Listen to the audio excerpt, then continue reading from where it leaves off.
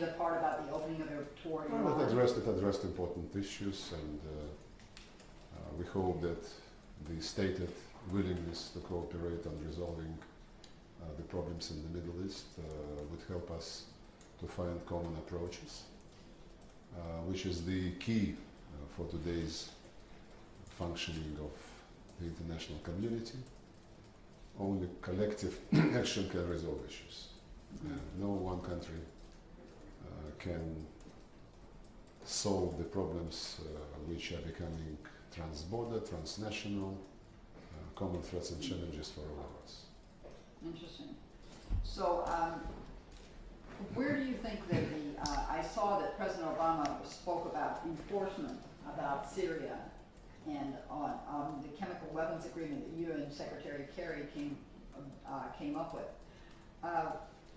Where do you think the Security Council resolution on Syria will end up? How do you see it getting? Do you see some kind of enforcement mechanism being built into the Security Council resolution or not? Well, the chemical weapon problem in Syria is first of all the issue for the Chemical Weapons Organization.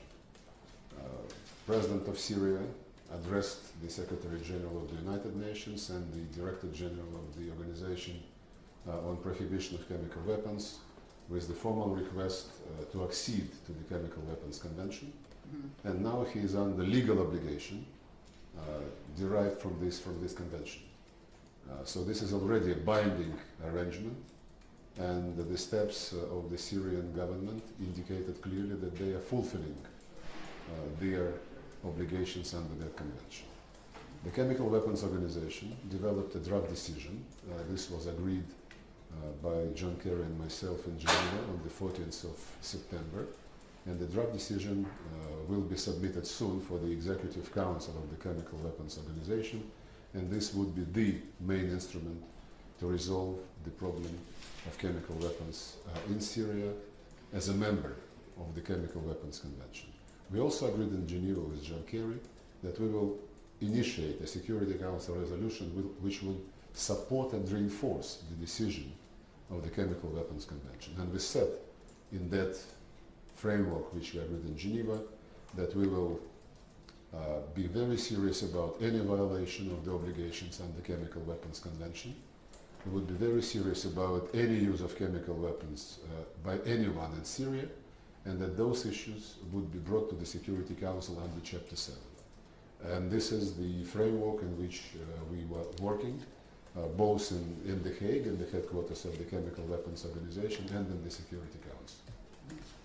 Now, correct me if I'm wrong, but I thought that after your meeting, after your deal with Secretary Kerry, that Kerry has said, no, our understanding was that an enforcement mechanism like Chapter 7 or Article 7 would be built into the resolution, and Russia, you said, no, that's not our understanding. Is that well, correct? the Geneva framework is available, and anyone can read what's in it. And we agreed today with John Kerry that we would follow that understanding in drafting the Security Council resolution. So there's no difference between the American and the Russian position? As these positions are reflected in the Geneva framework of 14th of September, no. So, I mean, even in President Obama's speech today, I thought I saw him talking about enforcement of any possible violations. Well, I cannot speak about the individual position of any UN member. I can only speak about arrangements to which Russia is a party. And we are a party to the Geneva Understanding, Geneva Framework of the 14th of September, and we are committed to implement this fully. So as I understand it, in other words, if there were violations, you would go back to the Security Council and get another resolution to do something about it. Is that correct? Exactly. Okay. One question here that's come up a lot that you, of course, know the answer to is how did this treaty come about? The White House said, oh, well, President Putin and President Obama discussed chemical weapons starting in Mexico several times. Then there was the story that Secretary Kerry just threw out this remark about if President Assad would give up chemical weapons, by the end of the week, then we wouldn't use force. And then all of a sudden you, very brilliantly, were the architect, as far as I can see, of the chemical weapons accord. No, we are not looking for any credit. Indeed, the presidents of Russia and the United States discussed this threat of chemical weapons in Syria in Los Cabos in June last year, in the margins of the G20 summit in Mexico. And they agreed that the biggest threat to peace and security was an eventuality when chemical weapons might get into the hands of terrorists. When they met again in G8 summit in Loch Ern in June this year, the reports about the use of chemical weapons were already available. Russian experts even investigated one such report of the incident on March 19th in the vicinity of Aleppo. There were other reports, and it was obvious that this threat is not just a probability but already with us. And therefore they agreed to think how we can make sure that all these reports are investigated and the results are brought to the Security Council. And this was reflected in the Loch Ern communique of the G8 leaders, that all this investigation should be done professionally by the Chemical Weapons Organization, and the results should be brought to the Security Council. And by the time they met in the margins of G20 summit in St. Petersburg on the 5th of September, they had a talk about some practical steps which could be taken to resolve the problem of chemical weapons in Syria once and for all. And we initiated, through John Kerry's statement and my support of that statement, the process which is now underway. And we are gratified that the Syrian government responded very efficiently and promptly, officially sending the documents on accession to the Chemical Weapons Convention, and later producing a declaration on the chemical weapons sites, which was found quite good, though additional clarifications would be necessary. So that's how it all happened. And this also involved our meeting with John Kerry in Geneva on the 12th, 13th and 14th of September, and the framework which were agreed at that time, which I referred to. So in other words, there have been a lot of, unlike the press stories, there has been a lot of prior preparation and thought given by Russia and the U.S. to coming up with some kind of toward a chemical weapons deal. Well, until the meeting in St. Petersburg on September 5th, as I said, this was discussed in the margins of G20 in Los Cabos last year, in the margins of G8 in Loch Ern this year, and in Loch Ern G8 even had a special language in the communique the leaders adopted regarding the need to investigate all cases of the use of chemical weapons and to bring the results of the investigation to the Security Council. But after the September 5th meeting, did you start working on the framework of an agreement? Well, as I said, we agreed with John Kerry after his statement in London and my support for that statement. We agreed to meet, and we met in Geneva, and the results are embodied in the framework, which I referred to a couple of times already. But yeah, right. But in other words, so if did John Kerry throw out the statement on purpose, or was it just an accident? Ask him. Okay. We took it as a statement which reflected the need of the day. And then, I see. Interesting. Why do you think, did Russia put a lot of pressure on President Assad to cooperate? Why did Russia do what? Did Russia ask President Assad to... We certainly conveyed to the Syrian government our conviction that the chemical weapons problem must be resolved on the basis of the Chemical Weapons Convention, the Convention on Prohibition of the Chemical Weapons. And we are satisfied that the President of the Syrian Arab Republic responded promptly and positively. So you conveyed to them that the Syrian chemical weapons problem had to be solved? I just answered this question. Okay, that's very interesting. Because me too. he certainly came up very quickly now people here are saying, how will the U.S. know if, according to the agreement, Syria is supposed to declare how much it has, how many chemical weapons it has? How will the U.S. know? How will we be able to verify that they're telling the truth? I don't know. I don't know, but I know that the American ambassador to the Chemical Weapons Organization looked into the declaration submitted by the Syrians and found it quite good. Mm-hmm. Okay, all right. Okay. Now I know that Russia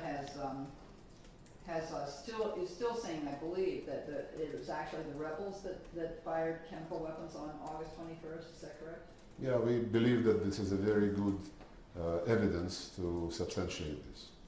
Do you have? Are you willing to present the evidence? Yes, I just presented a compilation of evidence to John Kerry when we met a couple of hours ago. This evidence is not something revolutionary. It's available throughout the internet. The reports by the journalists who visited the site, who talked to the combatants, combatants telling the journalists that they were given some unusual rockets and munition by some foreign country, and they didn't know how to use them. You have also an evidence from the nuns serving in a monastery nearby who visited the site. You can read the evidence and the assessments by the chemical weapons experts who say that the images shown do not correspond to a real situation if chemical weapons were used. And we also know about the open letter sent to President Obama by former operatives of the CIA and the Pentagon saying that the assertion that this was the chemical weapon, that the government used chemical weapons, were fake. So you don't need to have any spy reports to make your own conclusions. You only need to carefully watch what is available publicly and analyze it, of course. So you don't have any intelligence reports that you haven't shared with the world? No, no. We on the occasion of the incident in the vicinity of Aleppo on March 19th, when the United Nations, under the pressure of some Security Council members, did not respond to the request of the Syrian government to send inspectors to investigate, Russia, at the request of the Syrian government, investigated that case. And this report, the results of this investigation are broadly available to the Security Council and publicly. And the main conclusion is that sarin, the type of sarin used in that incident, was homemade. And we also have evidence to assert that the type of sarin used on August 21st was the same, only of higher concentration. Homemade. Homemade. So do you think that the United States, I know about a year ago or so, the United States was saying that Assad would go. Do you think that... I think it was more than 2 years ago. Yeah. Do you think that our intelligence and our experts underestimated the situation and you had a better assessment of the situation, Russia? It's not about assessment of a situation if you mean how long the president of Syria would hold on power. We were not guided by a desire to guess how long he has, but we were guided by the need to avoid violence and to bring the situation into a political process. And that has been our position throughout the crisis. We were convinced that the activities by some neighboring and some other countries in Syria supporting the armed opposition, including the extremist opposition, were only aggravating the crisis, and unfortunately it's only now that people start recognizing that the biggest danger, the biggest threat for international peace and security in Syria is the probability of Jabhat al-Nusra, Islamic State of Iraq and Levant, and other organizations affiliated with Al-Qaeda taking hold of the country.